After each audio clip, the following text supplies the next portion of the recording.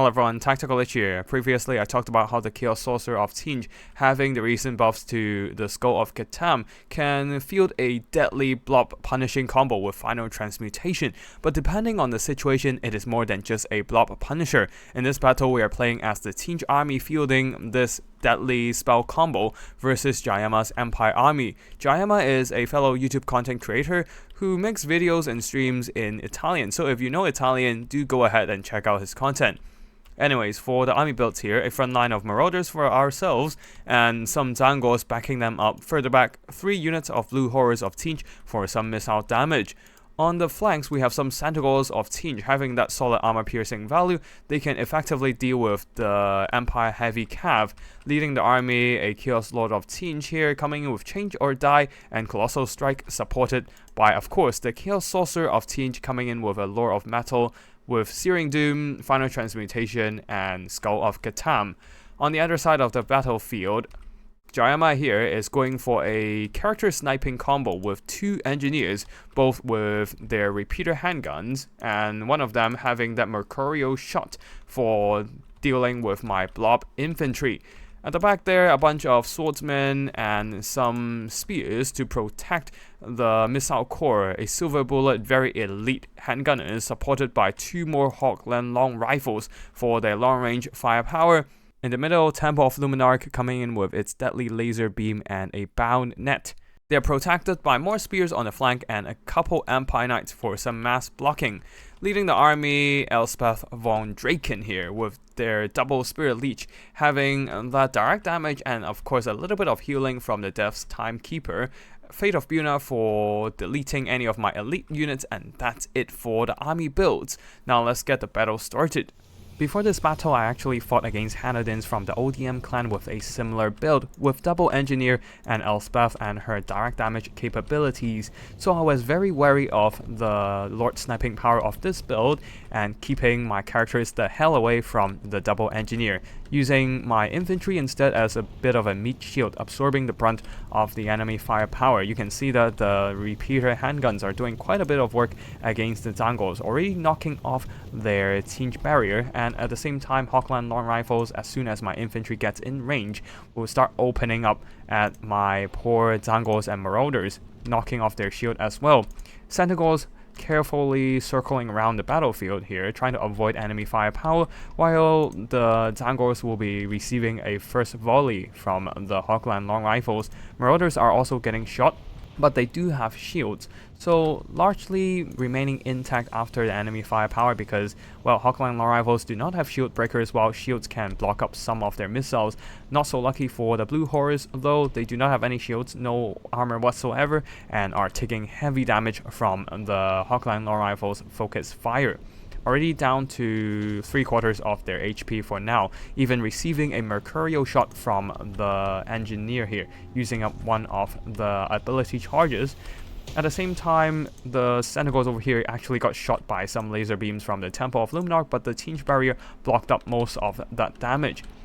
In the front line though, Marauders are slamming into swordsmen. Zangors almost charging into the spears, but decided to switch targets in the last second, slipping through the gaps of the Empire state troops trying to get into the backline, forcing the Empire Knights to respawn. They're going for a downhill charge, and these Zangors, after receiving some heavy damage from enemy firepower, will probably just get knocked out by one downhill charge, the other one not so much, as they're holding for now, especially receiving some damage resistance and leadership boost from the nearby Chaos Lord of Tzeentch, though he is tied down by a bound net of Amantok from the Temple of Luminarch and receiving all kinds of armor-piercing fire from the Hawkland long rifles, silver bullets, and some engineers perhaps.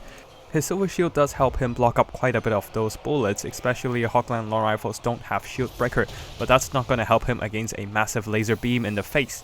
Down to 1/4 of his HP and almost routing, he is getting the hell out of there, while the Centaurs will be charging into the Empire Knights. Now the blue horrors are counter-firing at the Temple of, trying to work down the Empire artillery piece while the Centaurs are slipping through the back lines. Elspeth tried to intercept, but she is not on her dragon, so she can't really do much about it. With the long rifles silenced, the Centaurs are moving on to the Temple of Luminarch, doing massive impact damage, hacking down the Empire artillery piece, forcing the Empire Knights to return and save them. At the back there, more Centaurs are slipping into the Empire defenses, while Elspeth pushing up, probably trying to drop a Spirit Leech onto my Chaos Lord.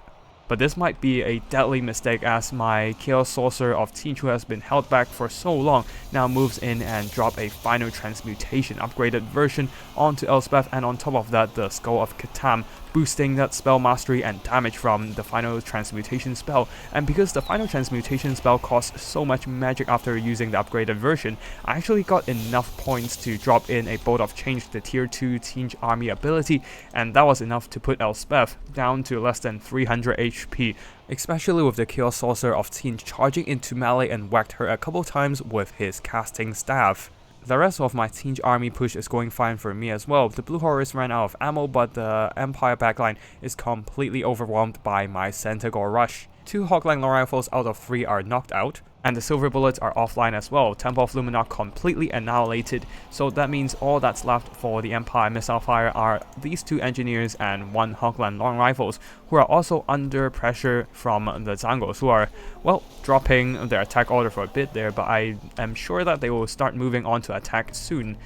The Chaos Lord of Tzeentch receiving a couple more volleys from the Hawkline long rifles, but that's fine because the long rifles are now silenced, as the Centaurs of Tzeentch are moving on to run down these long-range Empire missiles as well. And what is a sniper without the ability to shoot? So they're at the mercy of all these Tzeentch melee units. But of course, Tzeentch army doesn't have any, while Elspeth was chased off the map.